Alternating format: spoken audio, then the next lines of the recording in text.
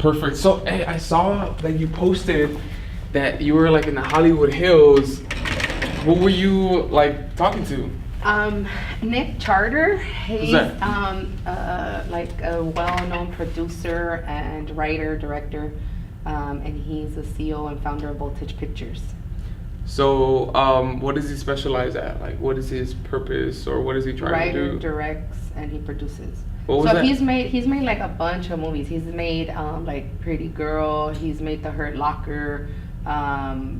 Like Seal, Six Seal. Damn, so he's a pretty big cat then. Oh yeah. He freaking like literally just like. So who's the most famous person that you've met? Well, I've met a few famous people. Shamar, But like on some real like cool like this. Shamar Moore. Okay. Billy Bob Thornton.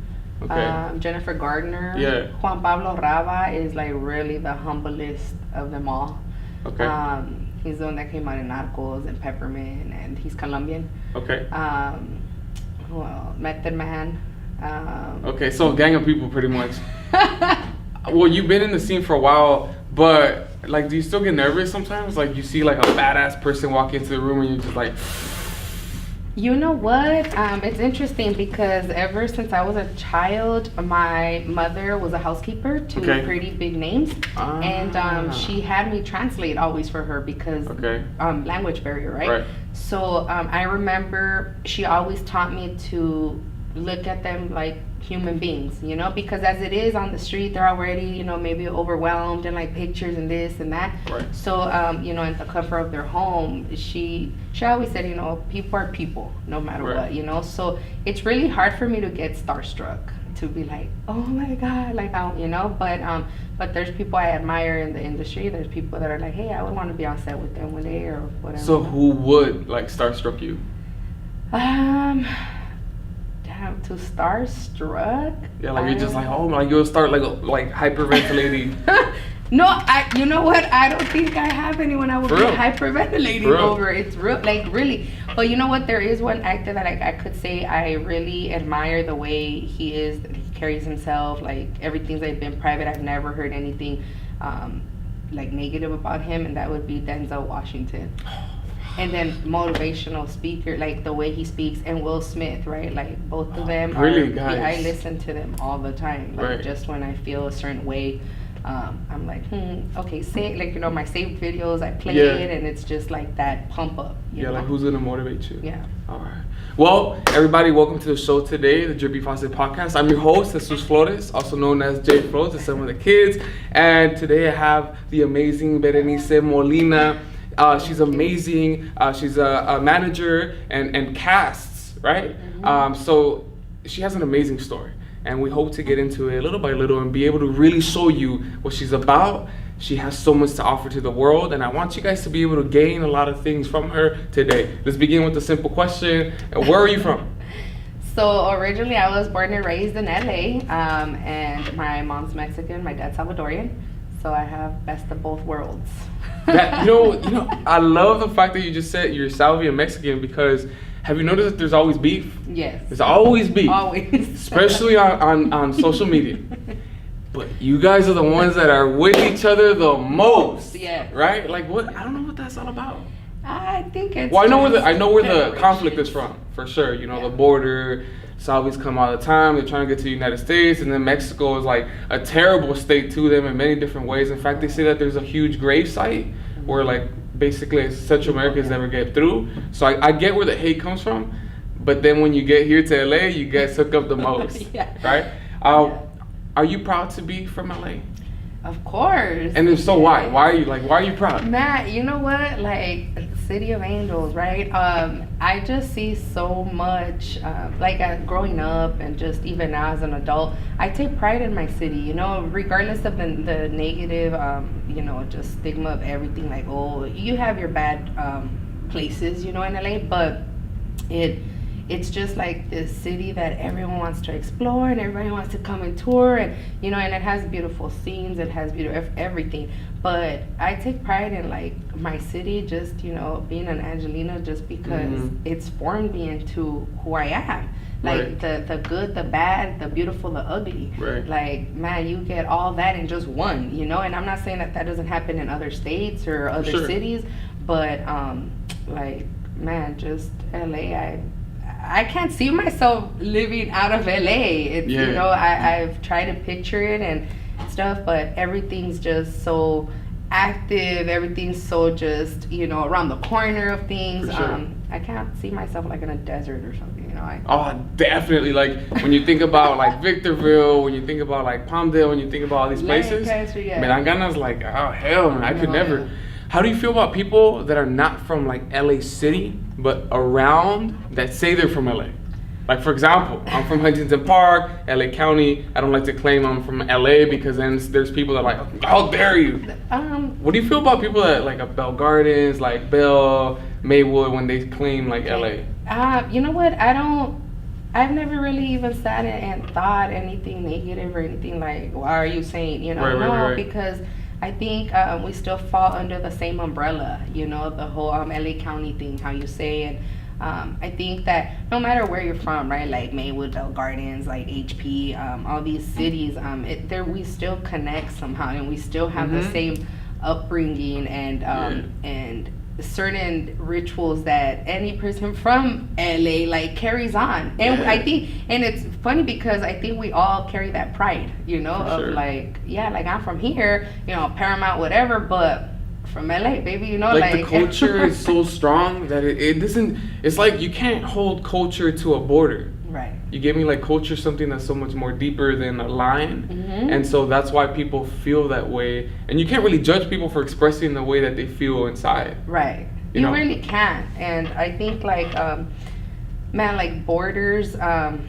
They just divide people, and like, literally, right? Or what? Like, I mean, to me, there's invisible lines, you know, and I choose to cross over all of them just because every city, every state, every whatever has something that I could relate to, and human beings. That's the part that I relate to. I don't relate to you because you're from Paramount and you know they do things different here, and no, like, you know, we all share similar experiences, similar ideas, similar experiences that one, you know, county has like struck us with, you know. So I don't, you know, because he's from over here, like, don't say you're from LA. Like, no, I don't play that. I love the fact that you bring that. And it's just like, it's a human thing. Like, I can connect with you not because of your race, your gender, your sexuality, whatever. You're just a human being. Right. And if you mess with me like heart to heart, that's really what matters. When I was younger, I was watching this documentary, and anyways, a word that came out of it was called a rootless cosmopolitan. Basically, the guy was saying that I'm not from here nor from there. I'm from everywhere. Right. And when I heard that, I was like, that's me. You know, like I really connect to that. What's a childhood memory that you just can't seem to shake? Oh man, you know what? I remember my mom was always about like eating at home, homemade foods, and my dad used to always sneak out and pick me up out of school and take me to McDonald's before we went home and ate regular food. Okay. And I think that's the most bonding I did with my dad. You know, like he would pick me up. I remember walking down the street, and there was always this little hill that now that I walk by it, it's like just a little, you know, nothing. But I used to think that was like the biggest hill, and I used to go on top and roll down, and then get up and then walk to the McDonald's, get a 4-piece nugget meal, and then he'd say, okay, but don't tell your mom I did, you know, because you have to eat at home. Like, okay. And then go home and eat regular food, you know. Well, like frijoles and rice or something? Yeah, my mom was like a bomb cook, you know. So your authentic Mexican food, you know. So chile rellenos, sopes, enchiladas, chilaquiles, you know, all this. Keep going. So and it was funny, but I think that was a way of my dad saying like, okay, I'm gonna spoil you a little bit. Yeah, you know? And, so that's what he did. I could never forget that because I would always have to act like I came home hungry from school, you know, when I'm like, I just had a 4 chicken nugget meal. Yeah. But that was our little secret for a very long time. So. All right. So kind of like moving forward, what high school did you go to, by the way? I went to Hollywood High School, and then I got pregnant, and due to like liability and stuff like that, I went to City of Angels. homeschool, and I finished there. So you were about what, 15 when you got pregnant? Yes. So that first moment, how'd you find out? How'd you find out that you were pregnant, and what was the first feeling that came to you when you found out? Oh man, like this is crazy how I found out. So my doctor calls, right? Like I went to get a checkup and stuff, and I get the call, but I don't get the call. My mom picks up the phone, and she's like, yes, how can I help you? Oh, we're looking for, Berenice, so I'm like, yeah, this is who you talk to, because I'm a minor, mind you, right? So the doctor's like, oh, okay, well, we got your results, and it came back positive, so you need to come. And she's like, positive? Like, positive for what? I know, like, it could be anything. Yeah. So it's like, oh, well, you took a pregnancy test. And man, I remember being in the 1-bedroom apartment that we were in Hollywood, and she walks in and she's like, funny thing, your doctor just called and said. And I remember, like, oh my God, my mom is gonna kill me, because you know what? It wasn't so much because I was naive or I wasn't educated on like safe sex or anything like that. I think like when you're a teenager and you follow like that, like the heat of the moment type thing, sometimes you're not responsible. That's really what it was. And so if anything, I felt like, okay, she's gonna kill me. But then I saw the disappointment in her face, where it was like my mom was really open about everything. So it's not like I was sheltered or in a bubble. Right. So her was just like, her hurt. It was just like, damn, and then my reaction was like, what am I gonna do with a baby, and if I have to be like completely honest, I think that before I got those results, in the back of my mind, I wanted a baby. Okay. And I think that stems from like having someone that you could unconditionally love and get that in return. And sometimes you seek that like in all the wrong places or the wrong decisions, right? And I'm not saying that a child doesn't provide that, but at an early age to take care of another child while you're being a child. For sure. How do you distinguish that, right? So as an adult, of course, like you embrace it, it's a blessing. But at that moment, it was like, what did I just do? Or like, where am I gonna go from here? Right. And to be honest with you, I had a lot of opinions from different people. Like, it was like, well, maybe you should have it and give it for adoption. Oh, well, don't have it, and then I would have, the typical, like, older señoras, faith believers, like, no, like, you're going to go to hell if you abort it. So, and I grew up in a faith-based home, not like, every Sunday, like, no. But there was values and morals installed in me, and it was just like, I had that thought, and I remember like having someone in my family tell me like, I don't think you should have it, and I remember looking at this person and saying, you know what, my parents always taught me to be accountable for my actions. So if I was out there being irresponsible and having unsafe sex, and this was a consequence about it, I see that. then I need to step up and take care of what I need to take care of, So therefore, I made the decision of having my son, which I don't regret whatsoever. I think that was like the biggest blessing, and that saved me at that point. And I believe that like God's timing is always on time. The right thing. And yeah, was it hard? Sure. And was it challenging? Of course. I lost a lot of friends. Moms thought I was like the black sheep friend, like don't hang out with her or whatever. Right. But at the end of the day, I have to take accountability for my actions, For sure. So why do you say that it saved you? In what sense? In the sense that it slowed me down to an extent.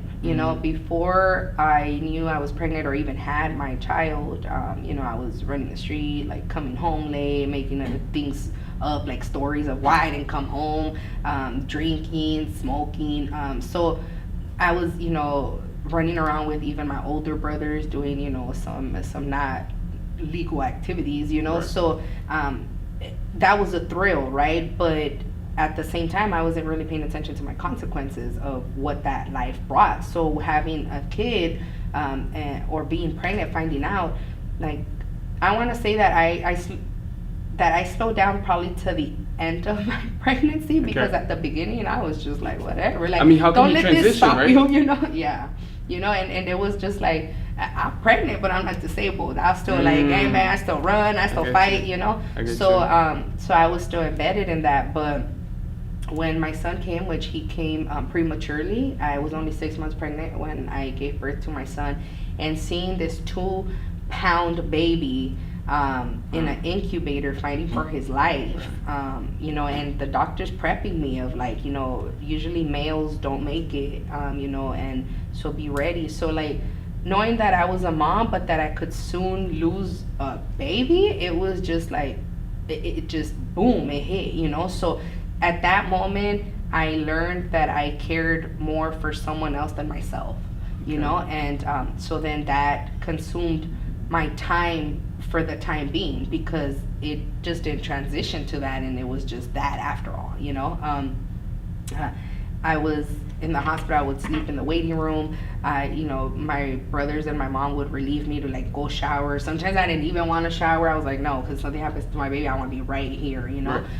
So that everything, it saved me in the sense that like now he depends on me, you know, and it's just not fair for me to be careless, you know. So at that time, my mom gave me responsibility to an extent as well, and said, you know, when my son came home after being in the incubator in the NICU for 3 weeks, which he did a speedy recovery, and I thank God for that all the time, you know, just coming home, I thought it was like, okay, go back to my normal life, you know. And my mom told me like, no, you're staying home, this is your kid, like, you know. And you know what, a particular event that I could remember was one night, my brother and I, we were planning to go out and, you know, party and kick it and stuff with friends. And I told him, let me put my son to bed and just wait for me, you know, mom's home. And he was like, man, like, hurry up then, like, you know. And I remember putting him to bed, but I kind of knocked out myself, right, because I was so tired. And then by the time I woke up, they were gone. They were gone. And I was like, Dad, and I'm calling him like, dude, why'd you leave me? You know, and he was like, dude, you took forever. Like, just stay home with the baby. And so I stayed home with the baby. And that same night, everybody that I was supposed to go with got arrested. Wow. Yeah, and it wasn't anything light. It was, and like the juveniles got like 3 to 5 years, and my brother served about 13, 14 years. So if I didn't have that responsibility of having to put a baby to bed or whatever, I would have been just in that car. In the same that same predicament. So I want to go back to one of the thoughts that I got as to like what led you to have a kid. You were lonely, so you wanted to have company, and in a sense like you wanted to love somebody so that they could be there with you forever. That's leading me to the question of like, how was your environment growing up, and how did that affect you as an individual? You know, my environment growing up, having many brothers and having a dad that didn't always walk a straight line, but then had a mom who did, was really confusing, being able to balance both, right? Because as a child, you want to kind of please both parents, right? So like my dad, he has strong values and morals, but the fast life overpowered that, you know. So it was just like, you know, my dad came from nothing in El Salvador. Like after, you know, years, I spoke to some of my uncles and stuff. So he was deprived from a lot of luxury stuff, right? So when he came here, you know, it's that saying like, when you come from nothing and you have something, sometimes you don't know what to do with it. It's too much. Right. So with him, he always wanted the best for us. He didn't want us to suffer. He didn't want us to struggle. So my dad did everything that he had to do, take care of business, to give us everything and spoil us. And then my mom, on the other hand, came from Mexico, but came from a family who was educated. My grandma was a nurse. My grandfather was an engineer. Wow. So therefore, it was like, she didn't have everything, but she lived okay to a certain extent. She had something. Right, and she had education too. So her thing was like, stay in school, don't steal, respect people, humble, you know. So, and it's kind of funny because I always ask, like, how'd you guys meet? Like, you're so off balance. But again, like, you can't tell with the heart, like the heart what it wants, you know. So they did It's what like a they did, little kid. and I'm glad they did, because I came hear it? out of it, and my brothers, Right. but yeah. So like growing up, it was just like really confusing. Like I wanted to please mom and do right, but the other side outnumbered It could never match, right? Never. If I'm cool with you, then I'm not cool with you. Right. So it doesn't make sense, especially as a kid, where you're usually always confused, always asking questions, always trying to figure everything out, and nothing makes sense, right? So moving forward, you started getting into relationships. I remember us talking about how there was some toxic relationships in your life. How did you navigate through these toxic relationships? And why was it so hard to get away from these relationships? You know what? That's a deep question, because we get the sense of every woman we see out on the street either getting abused or yelled at or whatever. It's easy for us to be like, why the hell don't you just leave? Right. A lot of things fall into that component, right?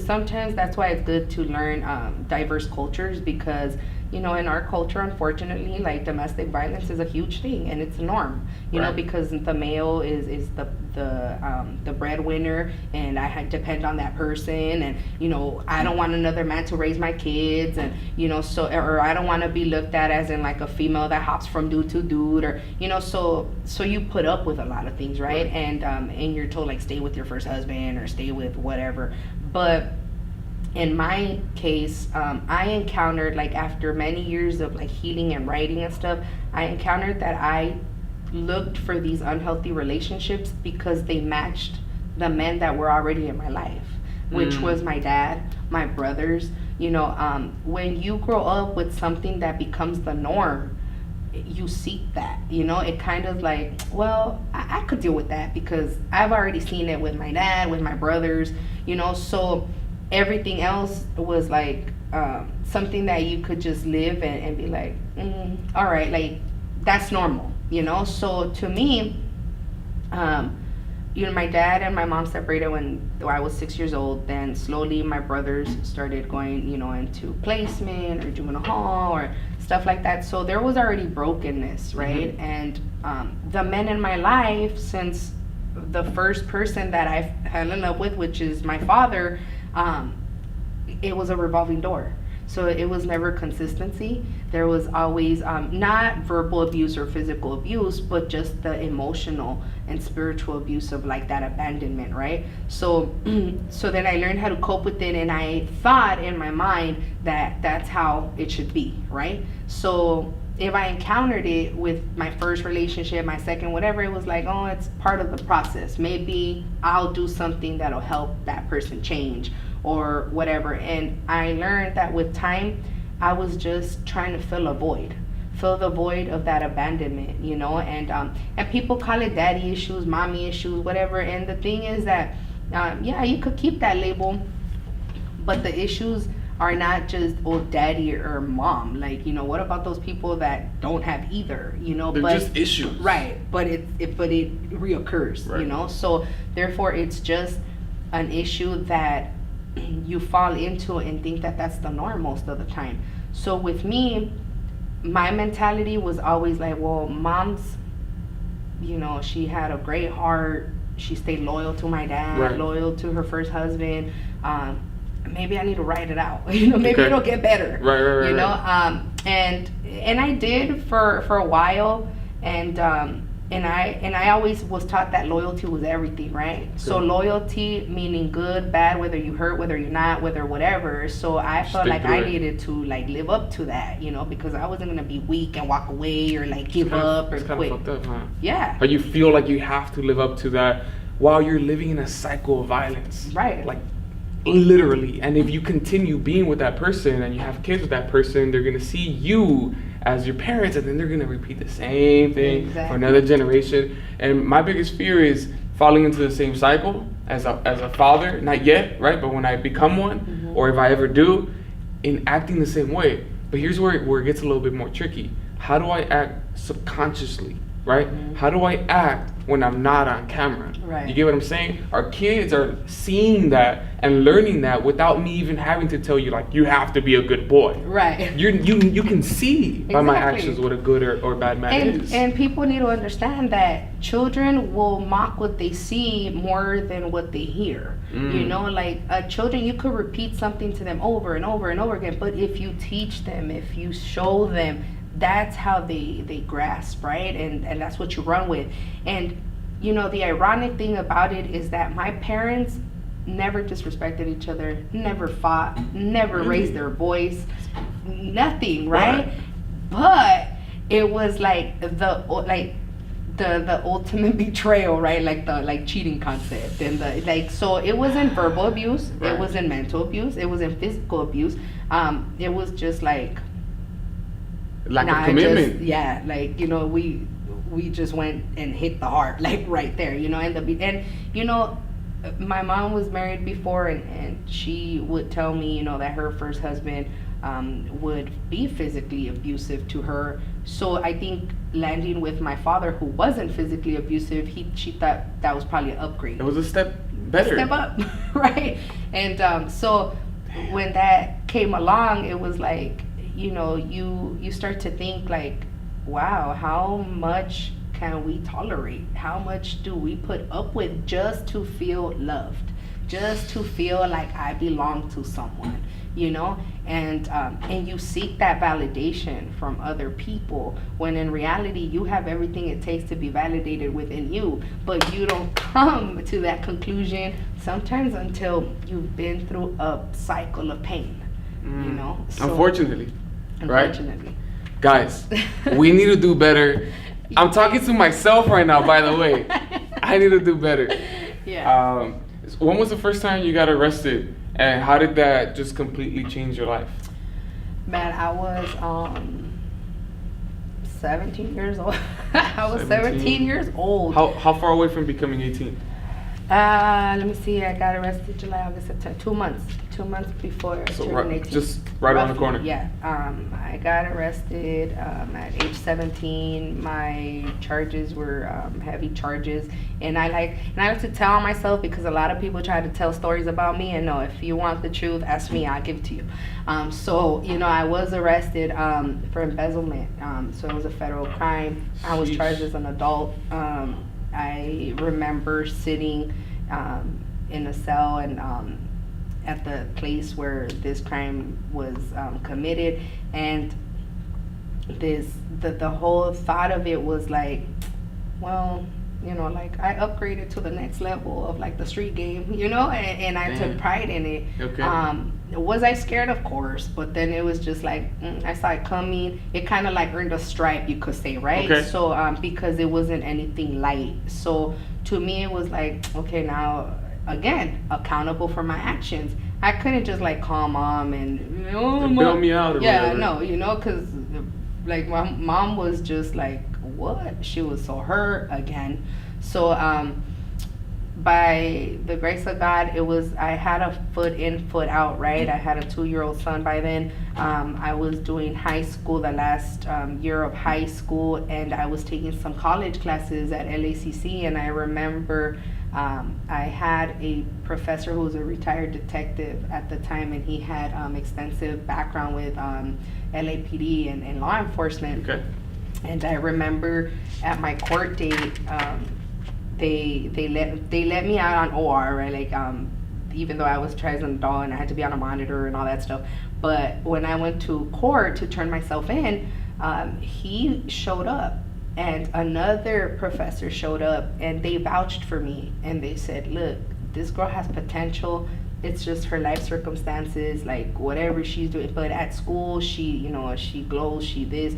So them believing in me allowed the judge to do like extensive bunch of like rehabilitation things, you know, like trans community service, go to therapy, continue school with you know, like parenting, anger management, like all these other things.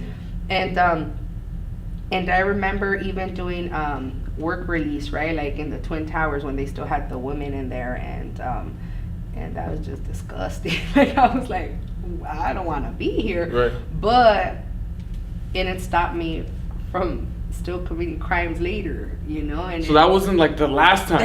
No, and that's crazy, because you would think, right? Like, I went through the process of signing a notary letter saying to my mom, you have custody of my son. If something were to happen, you're in charge, your guardianship, everything. And I remember the next day when I had to turn myself in, a homeboy of mine at the time, he was like, man, I got you, you know, I let me drive you, drove me, I said bye to my mom, everything. And when all that happened and they slapped me with a second chance, I was like, damn. I did a little bit of time in the Twin Towers. I'm not gonna lie and say, oh my God, I did all this time, that's crap, you know, but I did enough to see certain things that were just like, you know. And then from there it was the work release program, and then I started having to complete all these things. But in the midst of it, I violated some things, and then got new charges, and you know, and it just, the cycle continued, but not as extensive as like that first charge, right? Okay. So in a way you did grow. Yeah, well, I learned from that experience, right? Like, somewhat. You're like, I'm not gonna go that hard, right? Yeah, not to be like that scared. Like, but, you still wanted to be kind of active, but you're like, I'm gonna be a little bit more like not too active. But you know what? That falls into the cycle of forgetting that feeling that you feel when something goes wrong. It's sort of like the people that are either in jail or whatever, or find themselves in a situation and they're like, man, I'm never gonna do that. I learned. And then you come out and maybe for a little bit you're doing good, right? Mm-hmm. But then you forget everything that you said or that you experienced, and then you take a chance for whatever. Why do you think that happens? Man, you know what? Sometimes the cycle of what is the norm again comes back up and surfaces. I'm not saying that the system is 100% like made to make us succeed, because I don't believe that, you know. But if you want to change, you change. Like, it's really up to you. It's not, you could be in prison, you could be in church, you could be in your house. If you want to act a certain way, you're going to do it, and you're going to, you know, grow and all that. But this is my mentality, and this is just my opinion, right? You have the system that says, okay, you're a person who committed a crime, now you owe this debt to society, right? Okay. So then they lock you up and they put you in, you know, in this segregated location with either people with more criminal history or whatever. And then now if you went in there like for petty theft, you came out like an expert for something else, you know. So right. So where's like the rehabilitation and all that, right? So as soon as you land somewhere, you're housed, you are a number, now you are robbed from your identity as a human being. So now you're not even humanized, you're a number. Now you're sitting there, and like, where I didn't get no rehabilitation from in there. It was just chaos. Right. So when you are released from that with no skills, no training, no rehabilitation, but then not only do you lack these skills, but now you have another obstacle, because now you have a background record, right? And then when you go and you start asking for jobs, and then the door shuts. So where is the whole thing? I already paid my debt to society. Like, if I already paid my debt to society and you give me my freedom, why is it that society is still closing doors on me, and then you give me no other option than to do what I know how to do, because I'm on survival mode? Right. So can you really blame our people for doing or going back to the things they know how to do? No, because we gotta eat. So if you keep closing doors and not giving opportunity, you push someone to the extreme where they have to do what they have to do. And I think that was me. I came out, like, you had to check, do you have this, do you have that? And being embezzlement, that's money. That's money laundering, fraud, so check cashing place out the door, banks out the door, loan out the door. The better jobs in society. So, and like, no offense to like anybody that does this, I never wanted to work for a fast food restaurant. I said, oh no, I will never, no, but, and I thought that it was bad. It was just more like a pride thing, right? Like, I get it. I get it. So McDonald's? Hell no. Yeah, right. So so it was like, well, I do need money. I have a kid, so it was just back to what I knew how to do. Right. But So, I mean, it's kind of like crazy even asking that, because you're able to give me like a very thorough, a very practical response as to like, well, why do you keep doing the same pendejadas, you know? And people ask you that, and you're like, some people don't know how to respond, but people like yourself, you're able to put it into words and say, this is exactly why. If you're able to change the material surroundings of an individual, you're more likely to change also the way that individual responds to this like social phenomenon that's right around us. So change the society that we're in, and you're gonna see human beings changing as well. Your mom got sick, and her liver was Her kidney was failing. How did that affect your relationship with her, and moving forward? What did you do, or how did you feel about that? Man, okay, you're like hitting like all these deep questions. Now, you know, my mom became diabetic early on in my childhood, but her lack of self-care led her to have kidney failure. And I'm sure it's not that, oh, she didn't care, but you know, as a single parent, you work and the malpasas, right? Like you don't eat on time, and you don't have time to go to the doctor because you have to take care of this, whatever. So when my mom got to the stage that she got to, where she started having kidney failure, I remember how the diabetes and everything started eating her up, right? So like my mom was a thick lady at one point, right? Like you could say even like my shape, you know, and that's who I remember. Like this lady, she always liked trucks. Like she was short, but she was a tough lady. If there was one person I was afraid of, like, was your mom. Was my mom, you know? And so at that same time, seeing her turn into somebody that was like a stranger in a sense, like that crushed me. And she became fragile, right? So now she was at risk of falling all the time. She started having, eye surgeries because she was losing her sight. Like her wounds would take longer to heal.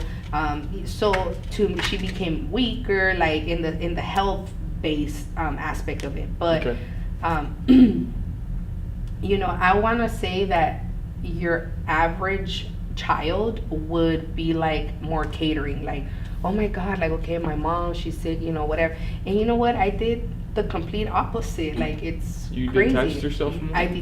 I detached, and I was the responsible daughter, to where like, hey, I need to go to the doctor. I took her to a nutritionist, to a optometrist, to her dietitian, to her specialist, to dialysis. I did all that, like what's responsibility. You did your job. I did my job. But to emotionally be connected to my mother, to feel her pain, to ask her, how do you really feel? How do you? I never got there. I never got there, and it's sad to say that after her losing her, I did go to grief therapy counseling, and I came to the conclusion that I detached because I was preparing myself for that. So it was like, okay, let me separate myself to the point where, like, I'm doing my job. I'm still, doing what a daughter should do, but I'm also detaching, because when the time comes, it's not gonna hit that hard, and it's not gonna hit that hard. And it was like, and it hurt me, like going home and seeing her, like, in bed, and she tried her best, man. Like, I take honor in saying that my mom, despite of all her health issues, she always got up. She wanted to work, she wanted to drive, she wanted to still contribute. She would find things to do just to make herself productive, right. And she never complained. Like, that was the one thing. Yeah, I could hear her, like moaning here and there, but never to like, oh my god, I want to die. And never, like, if anything, her faith kept her alive, because when her diagnosis came in, the doctor said that she only had 2 weeks to live. And I remember going hysterically and like, oh my god, I have to call everybody and prepare and this. And I remember she said, like, why are you going to wait for all that? Like, the doctor said that, but let God take control. Right. So after that, God still allowed my mom to be with us 2 more years. What? Yeah. So, man, she fought every single day of her life. She fought. So, I took pride in that, but still, it didn't make me be like this really affectionate person. Right. My brother babied my mother, okay. you know. I see So, it. and the thing is that I think we both like exchanged powers, right? So it was Different like I was the roles. responsible one, and like, you know, mom, her medicine, like I know what she had to take, if the paramedics, like how much of an insulin was the name of the medication, I knew all of that, all her doctors, everything. Right. The emotional part, it was like I can't do that. But my brother would be like, oh, mi chula, mi this, mi Right, jefita, right. mwah, mwah, you know, whatever. So it was like we played, you know, our own roles. Yeah. And but nevertheless, you know, I do want to say, like, to the audience, if you guys do have your mothers, like your fathers, your grandparents, like, embrace them, love them, because that's the ugliest feeling anybody could go through, of like wanting to do that now and you're not able to, you know. So like, man, now that losing my mother changed the way I love people. Like, before, I wasn't affectionate, whether it was in a relationship, whether it was my own kids. My way of showing love, my love language was my loyalty. My love language was I show up. My love language is, if you're in a situation, I'll be the first one there. I'm at your basketball games, I'm at your court dates, I'm at whatever. But to be like, mwah, mwah, mwah, I Like love all you, close and stuff. like, it was just like, we're not Like doing that. physical Yeah, touch. physical affection was never my thing. After losing my mother, man, like, I became like this, like, Over smothering yeah, lover. you know, and not like over smothering, but like, I just touch. wanted, yeah, like, and affectionate, and I became like more vulnerable to things, you know, and that's how that life situation changed for the better, and like, in the aspect of learning how to love and just being affectionate. But yeah, man, like, I would say that I regret never telling my mother like how much I loved her, like, you know, not regretting like not being able to just hold her, you know, like, I regret not thanking her for everything she did for me and my children, you know. And I know that wherever she's at, like, she knows that now, and she, you know. But I think also I was going through like my own issues at the time of her sickness, that I had to deal with that, and then on top of that, having a sick mother. So why would I inflict more stress, more drama, more to her if she was already going through that? So I kept a lot of things to myself, and I would like leave home and come home late, or like not come home at all, and like and for a long time, you know, I got word after she passed, like, that she thought like that I thought she was in the way of things, you know, and it was never that. It was just like I was trying to protect her, like, you know, because I had my own things going on. But if I could have done something different in my entire life, really, it would be that, you know, just embracing my mother, like being able to hold her again, like smelling her, just, you know, touching her, and like, and I'm not able to do that anymore, but I'm able to do that with my daughter. I'm able to do that like with my ninas or my tias, or what, you know, my brothers, my nephews, my godbabies, you know. So now I'm just like family, like I want it, you know. And that's how that. Well, you know what? That's very powerful for you to share, because our parents are annoying sometimes. They call us all the time, you know, they need our attention all the time, and then we're like, God, like, when are you gonna leave me alone? Yeah. Then eventually that time comes, you know, and that's when we start thinking like, I want you, I need you in my life. So I think she just said something beautiful. Let's show them, and that's again for me, you know, like I have these issues with my dad where like we're not too close, like we're cool with each other, like we respect each other, but at the same time, like we don't have an emotional like relationship with each other, you know what I mean? Like sometimes I wish I could just hug him and do all these things, but he kind of does like the little side thing, and then it's kind of like, all right then, I won't give you a hug. So, you know, as we move forward, your boy was about 14, 15 when he ended up in juvie. Unfortunately, also repeating like the steps of his mother, even though that if there was a choice for you to decide, it wouldn't have been for him to follow any of those steps. How do you see that? How do you reflect on that?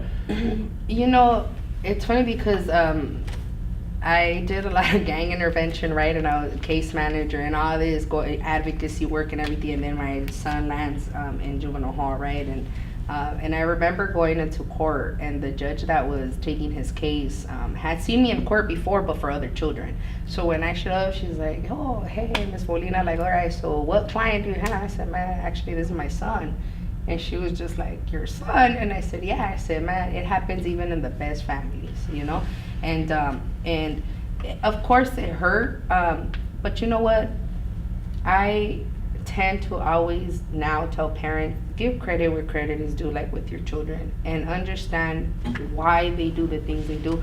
Because see, and I'm not gonna say I justify it, but I'm saying that there's ways we all cope with things, and we all cope with things differently. And you know, I'm gonna share this. You know, when my son decided to transition into that lifestyle, many other traumatic events had already happened in the midst of that, right? So just imagine a 14-year-old going through losing great grandmother, which was my grandma, and then 5 months later losing my mother and his grandma, who raised him pretty much. Then 9 months later after that, losing his father. And then a month after that, having one of his best friends murdered. And this is all in a period of like 10 months. And like the loss and like just loss back and forth. And then, you know, there was a stepdad in the picture at one point who kept relapsing in and out. And so all that trauma, that resentment, or all that sadness, and just the continuous loss in my son's life was just enough for him to be like, I'm on a suicide mission, pretty much, you know, because man, when you join a gang or any of these things, like, that's really what it is. You're just like waiting for like either acceptance, but at the same time, it really isn't any worthy of yourself, because you're not really thinking of the consequences that go with it. But if you lose your life over it, like, you take pride, right? Like, or you think you're gonna, like, that's a proud way to go. But him going into that lifestyle, I just knew that he was gravitating to something that he could connect with, and in the sense of like, he knows that mom's not going anywhere, I'm not going anywhere, you know. So mom's at home, she's there, and she'll fulfill, like, let's say, like great grandma's position, but who's to fill dad's position? Like, so the homies, right? You know, like the homies, and so now you're from the same neighborhood your dad was from, so now they're telling you like, oh, you know, you're Wutiwu's son, and this and that, and you just act like him, and you talk like him, and you walk like him, man, you look like him, you know. And so then he starts feeling like, okay, like, now I belong, now there's an identity, there's meaning right? to life Right. Again. So now I have to fill his shoes. You know, so my dad's marriage doesn't like be gone and erased, and my son started doing exactly that. You know, just taking his father's steps, like every single thing. And I remember even his uncle telling me, his dad's father, walking out of his service, he told me, he was like, man, you know what? That there goes, you know, again. Like, there goes Javier again, you know. And he's like, watch him, take care of him, you know. And it was like, I know, I seen it, everything. And it's funny because my son wasn't raised with his father.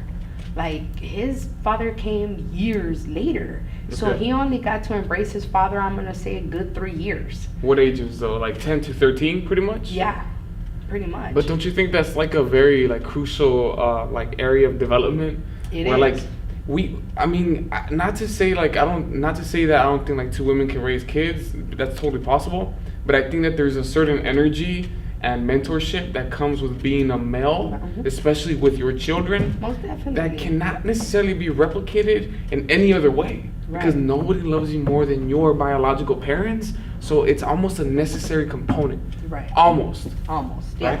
Because at the same time, I think it was just about finding some type of someone to relate to, you know. And I just understood like why that those things were happening, you know. How do I deal with it today? You know, I let my son know that I'm not going anywhere. I have his back 100%, whether he makes this decision or not or whatever. Like, I got you. And when you are ready to transition, I got you. If you're not ready yet, I'll be right here when you are. You know, I'm not going anywhere. I'm consistent, and that's my drive. That's like why I do what I do. There's days I want to be like, man, screw this. You know, I don't want to get out of bed. I'm like, you know, I'm a human being. Like, some things are not always perfect, but you know what? I strive to say, okay, I could get through today. I'm gonna be that example. I'm gonna do this. I'm gonna do it, and you know, and my kids motivate me to do that. You know, so with my son currently incarcerated, man, my plans for the weekend automatically shut off. It's just like, no, my son gets a visit Saturday and Sunday, mandatory. Like, there's no questions, ifs, work, money. I don't give a damn. Like, I'm gonna be there to see my son, and he knows that, and he knows that mom has you every court date. He doesn't have to sit there and wonder, is mom coming? Like, he knows I'm coming. I'll be there. You know, I'll fight for him, and if I advocate for other children 100%, I'm gonna do it 300 times more for mine. That's just me. But one thing I know for sure is that he sees the consistency of me not giving up, you know?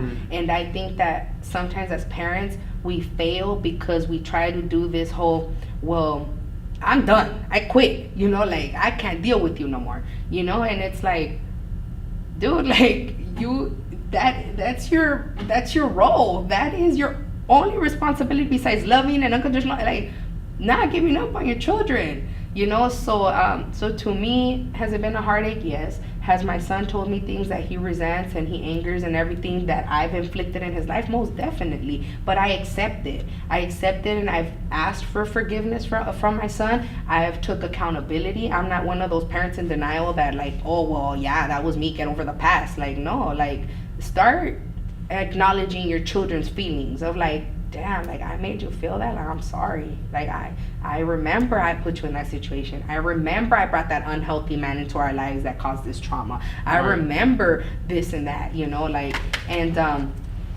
so taking accountability on a parent's point of view as well, because at the end of the day, we are supposed to be the responsible ones, even though some homes have the children taking care of the parents. But as for myself, I tell my son every time he calls me or every chance I get, you know, like, I love you, like, I'm here no matter what. And when you're ready, I'll be here. I'm not going anywhere, you know. And he has that, and he has that safety in him where it's like, all right, mom got this, you know. Well, I think that's a very important thing for him to look forward to, because we need people to have our backs when it gets down to that point. I'm just really curious to know, like, how did you develop that, like, fighting spirit, fighting mentality? Don't give up, even if you're up against the wall and you have 10 people about to beat your ass. Why do you fight so strongly? You know what?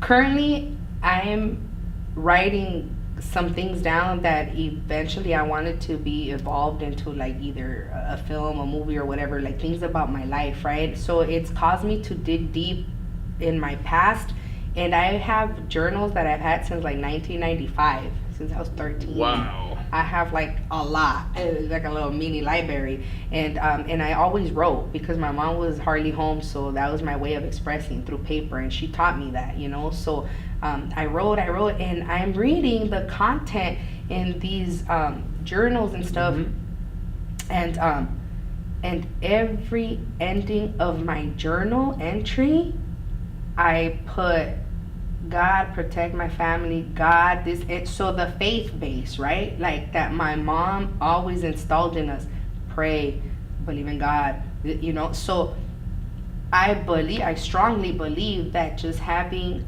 that faith installed in me, that to believe in something higher than yourself and know that that's not the end of that, and believing that it'll get better, has allowed me to self-talk and be like, there's a bigger purpose. There's a bigger like, I'm going through this, but don't get me wrong. Have I questioned God? Yes. Have I angered God? Hell yeah. Like, I'd be like, man, whatever. You know, if you existed, this would not, you know. But for sure, with time, I've learned that because he's existed, I'm still here, you know? So like you could put in perspective like all the negative and blame higher power, blame parents, blame the community, blame cops, blame whatever. But you also, the way you think that negative stuff, you also have the power to turn it into optimistic and say, all right, this is gonna get better. It has to get better, like, you know, and just wait for that outcome. Sometimes I think we get stuck in that moment, right? And I remember sharing this when I spoke in your class, where it was like, don't make a permanent decision on a temporary feeling, you know, because that's when it becomes crucial.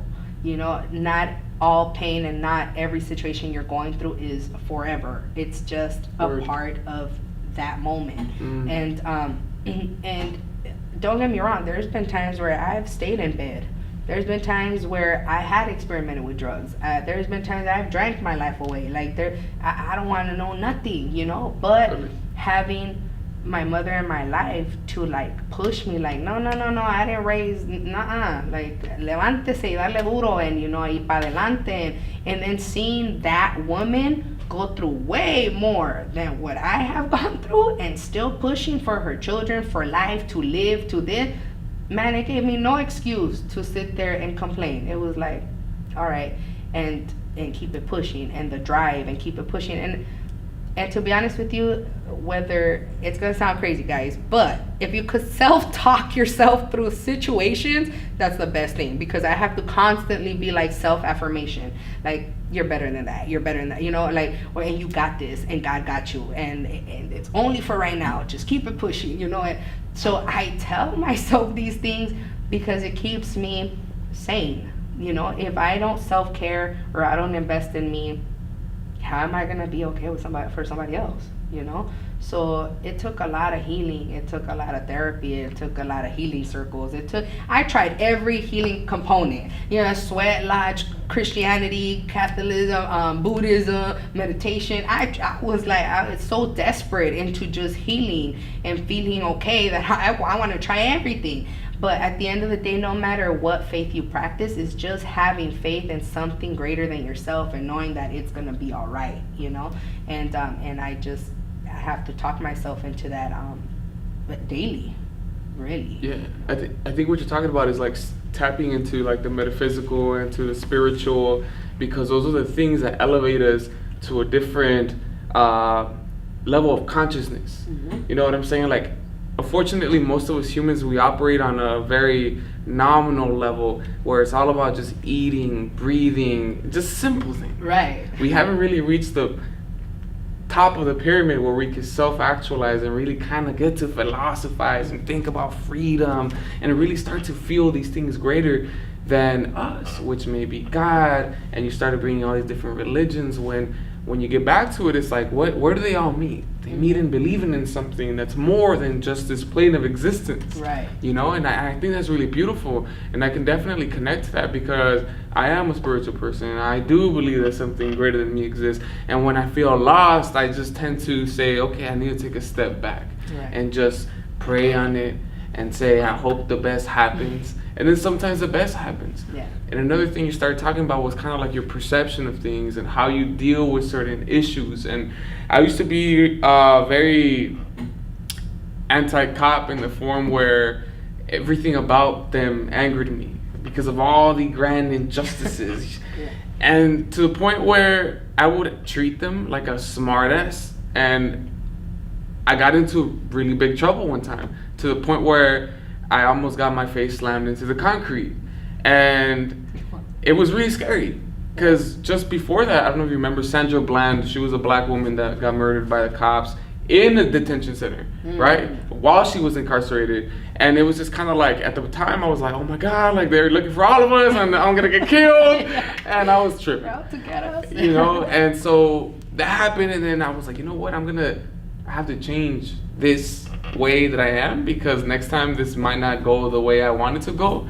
And so ever since then, I've been treating cops a lot more nicer. Because you know they have the authority. They just have the power. Right. They really do. Even if you're educated, but if you're black and brown, they're gonna make your life miserable just because they can. But instead, you gotta play their game. Unfortunately, treat them like they're hot stuff make them feel like they're in power. And you know what? Since I've been doing that, I've been getting off the hook sometimes. Yeah. You know, and it's just kind of like, you got to figure out how to play the game. You know what I'm saying? Like, I know some of you guys are absolute smart asses.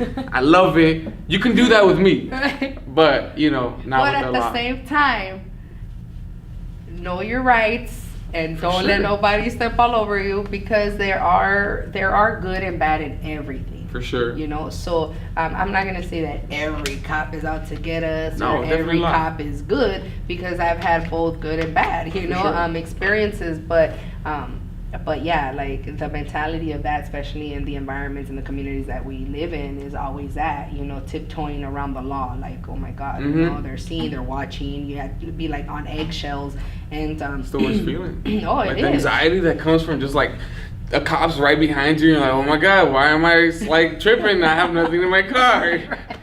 Right, everything's legit, but I still have that anxiety. Right. You know, yeah, it's. Okay, so you know you're going through pretty much a crazy ass life. One where people are not necessarily expected to get into the business of casting and acting in Hollywood and all these different things. And like, I don't know how you got into this world. You know, it's funny because at the time I worked for the GRID program, Gang Reduction Youth Development, and at that time, one of the components was like to find summer jobs for the youth or whatever, for the people that were actually doing their job, because let me tell you, that's just another different conversation, like cops, right? But for those like us that were actually doing our job, that was something that had to be done, right? Like, oh, let's engage them, you know, either through like summer night light programs, you know, or employment or whatever. So I remember being a case manager, and one of a good friend of mine, he called me and said, hey, like, there's this casting lady, she wants like authentic looks, but I don't want to refer anyone because I can't vouch for them. I don't know how they're gonna act on set. I don't know, you know, but you know your kids, you know your guys, hit her up, you know. And I was like, all right. So I remember on my way home, I called her and I was like, hey, you know, I got your number from so and what is it that you need? Like, what are we doing? Right. So she was like, oh, so, you know, I'm a casting director, and there's this show, and they want authenticity, and they told me that you work with like the real thing, and, you know, you have access to them, and you know, can you send some kids over? I said, hell yeah, perfect, you know. So I remember getting on it right away, and she sent me work permits for like the minors, and I had to get grades, and I had to go to Burbank and get like this film permit for them and all this stuff. And I started learning, right, because I'm like, I've never done this. So I went, and I used to do it for the parents because some of the parents couldn't go on the times that the office was open. So I started doing that, and I sent these the guys, some minors, some adults, on the set of Goliath, right, with Billy Bob Thornton. And that was the first experience I ever even went into a studio and been on set. And I remember I had to be on set because I was the gang consultant, because we didn't know how they were gonna react. So you gotta I make sure had you to, have yeah. one of their own. Yeah, you know. So I was like, okay, I'll be there. So I went there, and that whole day was a experience for all of them. You know, going from like camp, juvenile hall, prison, whatever, and then going into that world, it was like what, you know. And they enjoyed it. Billy Bob Thornton and the guys like had a blast, took pictures, everything, and an email came out, right, like saying that the authenticity and just everything about these guys fit real good. So they loved it. They were grateful. And then 2 days later, hey, we're recalling some of the guys, like, can you send them back? And I'm just like, okay. So then I told them, hey, you guys, you know, want to, yeah. So over Goliath, we had so many days recalled, like, to go back. Then I got, like, the same lady called and said, hey, but now I have another show, like, do you think you could this? But not older guys, because we can't have, you know, minors. Yeah, I got it. So I started calling like homies that I was still in touch with, like, hey, like, look, but you gotta act right, because there's gonna be different guys there. If you ain't ready, like, don't do it. Right. You know, no, yeah, we're ready. You know, when you create opportunity for people, and then you talk money, then you talk business, then you talk work, your perception changes, you know, for some people. So these guys took it as an opportunity, something new. They went on set not knowing what to expect, the older guys, and they loved it, you know. And then they start like, oh my god, like what the hell, you know, when are you gonna have more work? Like, I'm an actor now. Like, yeah, and you got that, right? And so the demand of my guys, and then I had a calling of like more guys than I would talk to, and I would be like, okay, now I have to start reaching out to other like friends that I have and see if they want to do it, and start like recruiting. And I started doing that. It got so busy that I found myself doing that while I was supposed to be doing gang intervention. And I remember telling my supervisor at the time, like, I'm finding them jobs. I'm sorry, I can't do anything else, you know? And she was really understanding, and she was like, okay, well, just make sure, you know, like, yeah. So it started that, and then it just took so much of my time that I was like, man, screw like the gang intervention, the grid part of it. I could do this, doing something else, and offering them another opportunity. Right. Parts of the show is I like to be able to give our audience a gem, a virtue, a principle. What's that one thing that you wish you can, for them to learn, to leave with today? You know what? Just respect and love everyone. Respect everyone's hustle. Respect where everyone is at. Respect everybody and their opinions, their perceptions, everything, and love them for who they are and accept it. And like that, you'll find yourself more at peace with yourself, not trying to change people, not trying to put your ideas onto somebody else. And then the loving will come in return, you know, and not every person that you encounter is going to love you, and not every person is going to respect you, but that's okay. As long as you do that in return, then you got it down packed. Beautiful.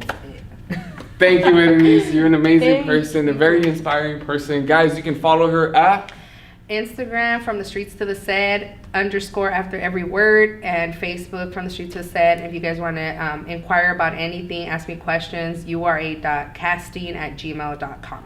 Sounds beautiful. Thank you guys for showing up. Like, subscribe, share this. Yes. Everyone needs to learn about her and myself as well. Yes. I'll see you guys later. Love you. Thank you. Perfect. Ahora sí. Yeah.